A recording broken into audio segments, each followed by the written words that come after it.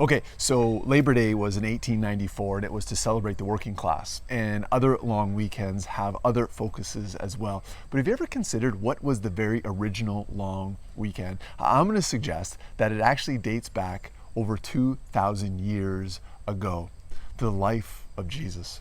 That the very first long weekend is by far the most significant, the best long weekend ever. It's actually so important that as followers of Jesus, we celebrate that long weekend every week. Now, we don't get an extra day off, but it is in there. What am I talking about? I'm talking about Easter. I'm talking about how on that span of 3 days, we see how Jesus died, but then on the third day, he rose again. So I'm going to suggest that the long weekend is actually, again, God's idea to help us focus on what is most important, and that is the resurrection of Jesus and the hope that it gives to us. That long weekend was so important that even though the government wouldn't give them an extra day off, that followers of Jesus began the tradition of meeting on Sundays.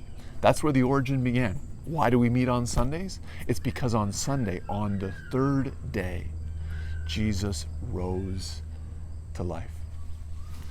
So this long weekend, in the midst of whatever you're doing, hanging out with family, friends, frantically buying back to school supplies, going to the Paris Fair or some other local fair, let's not forget that the origin of the long weekend is again God's idea, a reminder of the ultimate hope that we have in Jesus because of his life, his death, but ultimately his resurrection.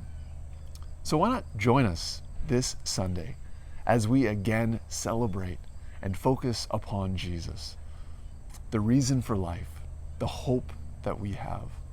Long weekends are great, but when we have the perspective of Jesus, life is amazing. Have a great long weekend.